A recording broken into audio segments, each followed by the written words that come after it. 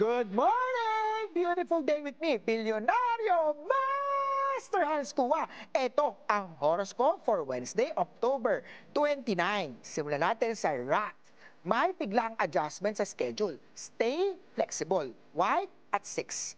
Ox naman tayo, may babayaran kang nakalimutan mo na. Expect the unexpected. Gray at 2. Tiger naman tayo, hinay-hinay. Sa online shopping, baka maubos ang laman ng e-wallet mo. Green at 3.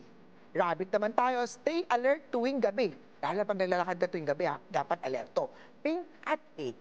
Dragon naman tayo, may unresolved na emosyon ka pa din.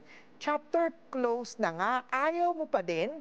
Red at 1. Case naman tayo, isang opportunity ang magpapakita. Bilisan ang decision making.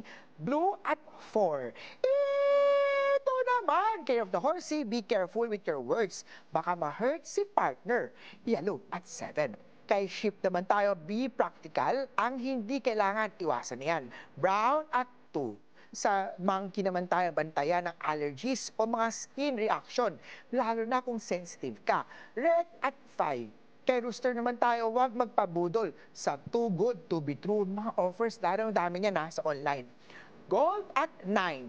Kay dog naman tayo, baka mangulit si X at magkaroon ng comeback.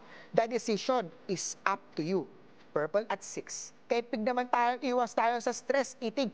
Habang nagtatrabaho, nakakasira yan ng focus. Gray at 3.